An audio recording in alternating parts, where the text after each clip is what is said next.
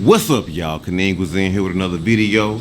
I be cooking, we be eating, and today we got another recipe for you, and it's for those folks that go outdoors and be hunting. I'm talking about real outdoors people, you hear me? People going out getting wild game, you hear me? But today, we talking about wild boar, specifically wild boar chops. We gonna make some wild boar chops that's gonna blow your mind. Forget all that just plain salt and pepper, and we hope it turn out good. This gonna turn out good, but see, this recipe gonna be something you ain't never heard of, probably, but it's gonna change the game. I'm telling you, man, the way I do it, you gonna be scared, but you gonna do it. You hear me?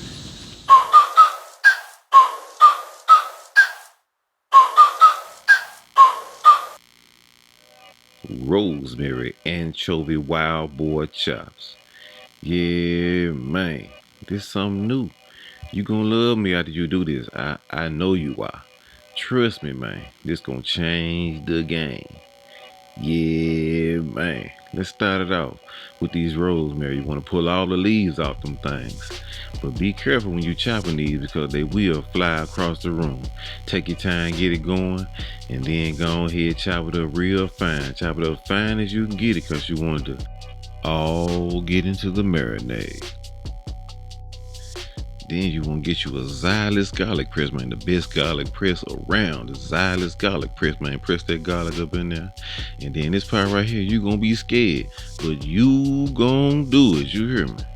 Yeah, man. Once I got over my fear of anchovies, man, they been my buddy ever since.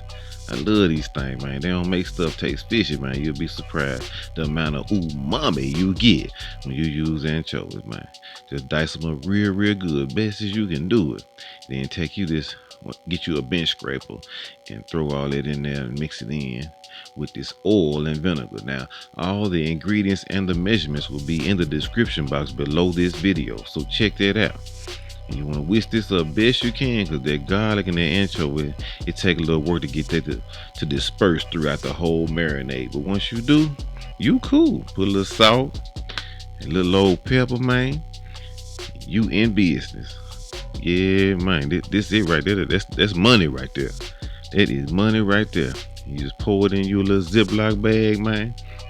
Get it all in there, and then make sure you get you some thin pork chops. You ain't got wild boar like me, just get you some thin pork chops, man. About this minute right here, and then throw it in this bag. Make sure you get them all in there, and once you get them all in there, you want to massage it real good because you want them anchovies and that garlic to get all up in the nooks and crannies of that thing. You want to make sure it just flavor everywhere. Take your time, man. Play with that bag much as you can. And then throw it in the refrigerator for about 15 to 30 minutes. Got to be cold. Cold is important. Now your next move is to take these chops and put them on the pan. From here, you can either broil them on high or you can take them outdoors like I'm finna do and smoke them things out. But the easy way, the convenient way, is to put it in the broiler. But make sure after you put all your chops on this pan, you dump the rest of the marinade on there because you're trying to chase that flavor. We always chasing flavor, and that marinade gonna keep your stuff moist. So if you smoking like me, we're gonna take it outdoors. We're gonna keep it in the pan at first, and then we're gonna take it out there and put it straight on the rack. We want to get them little grill marks. We want to get that good color. We want to go on, finish them off, get that nice little crust on the outside.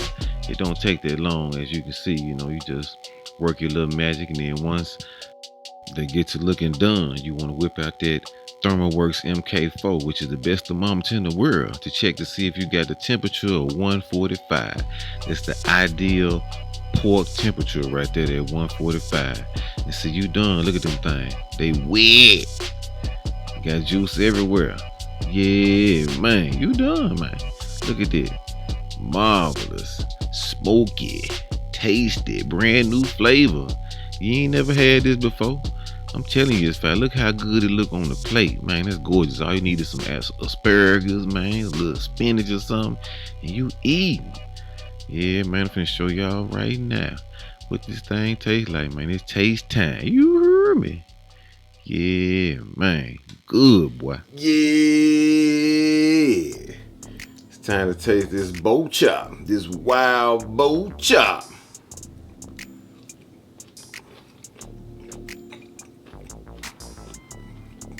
I'm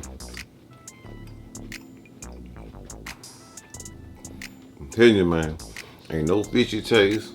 All you taste is umami, rosemary, a little olive oil, a little vinegar here and there. It's what you want. Now, if you a hunter and you tired of, you hunt, you get your little food and put the little salt and pepper on there, you taste all that little gang. Ain't no gang going on with this here, it's just deliciousness all day long. You can try this recipe with regular pork chops, you can do it with steak, you can do it with chicken too. Anchovies and oil and all that right there going down. You hear me? Going down. Big shout out to Walter Crutchfield, chef owner of Crutchfield Barbecue down the street, 2661 North Hollywood in Memphis, Tennessee, 38127. You hear me? Yeah, like that right there. Make sure you like, subscribe, and follow your boy. You hear me? Check me out. Support me, man. I got so much more for you.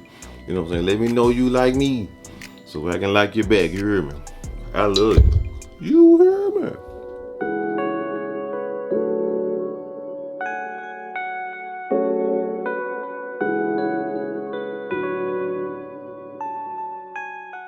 You heard me.